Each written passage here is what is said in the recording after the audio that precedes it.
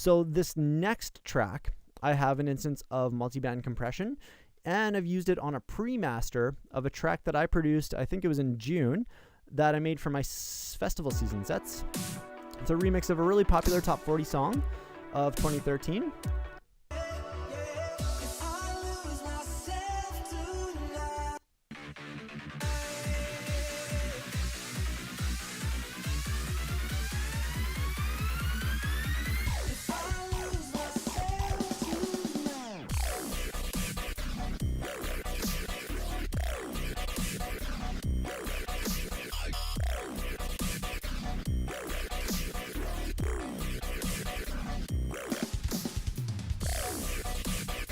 All right, so that's the tune. Now I've used multiband compression in this instance to kind of tonally shape and tonally round a final mix. Now back to reference this neuro bass here where I used multiband compression in the upper mids, I'm doing something similar here as well. So let's open up this instance. And what I'm finding with this pre-master is that it could use a little bit more balls in the sub, a little bit more weight, and a little bit more punch down in the low end, because it is a dubstep tune and that's really important. And I'm finding some shrillness happening on the high end that I'm finding uncomfortable and displeasing as well. So let me show you what I have going on here. So in the low end, this area here, I'm just going to deactivate that for a second so we can just really take a look at the settings. I have my threshold at -26 and a pretty quick attack and a pretty quick release. And just like how that technique I used on that saw bass, I'm doing just on the low end of this final mix where I brought the gain reduction down to about 3.4 decibels, but I'm boosting it by 4.5, which means that there's an extra 1.1 decibels of audio energy happening in this 20 hertz to 102 hertz, which is actually giving me a little bit more weight in the low end. So just listen to that.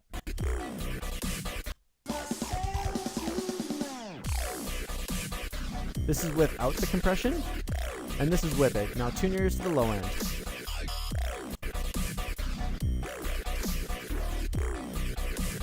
That sub bass just starts to poke out and pop out a little bit more and just has a little bit of extra presence in the mix, which is really nice.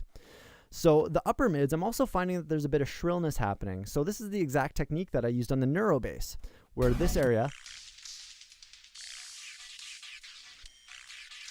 I'm finding in certain bass hits is having a little bit too much audio energy in this area that is comfortable for me.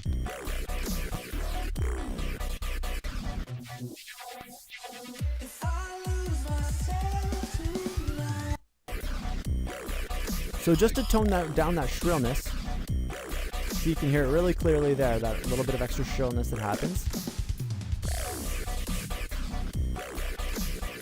And I'm bringing it just to kiss the surface, just to kind of smooth that part of the frequency spectrum out a little bit. Now, I highly recommend if you use this technique to be very, very cautious. Don't overdo it, because you can just absolutely destroy a mix down by over multiband compressing, especially the high end. You can make a really awesome tune sound really dull and lifeless by over compressing it. So just be super gentle and just let it kiss the surface, just so it can still maintain that sparkle, but you're toning it down enough. If you're finding yourself have to really heavily compress it to get that sound you want, then it's a problem in the mix down itself and you need to revisit the mix instead. So in the high end as well, I noticed that there's a little bit of extra shrillness that's kind of just a little bit unnecessary, and the idea of using multiband compression on a final mix is just to give it that nice tonally rounding so it's really comfortable for the ears. So we can bring down that high-end shrillness, metallicness with some multiband compression as well. So we're just going to listen to that, just solo it.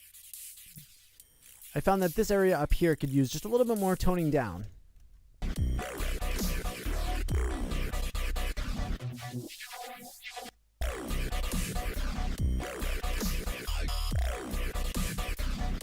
And see how it's just catching the surface?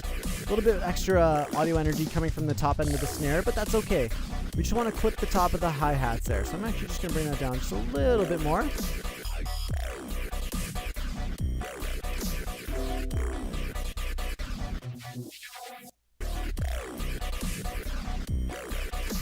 Just right around there. And if I want, I can, if I'm uncomfortable with how much that it has diminished the sound, I can just give it a little nudge with the auto gain as well. There, that's sounding fairly nicely tonally rounded to me. Got that extra fatness on the low end, and that shrillness is gone. And ready for the next stage in the mastering process.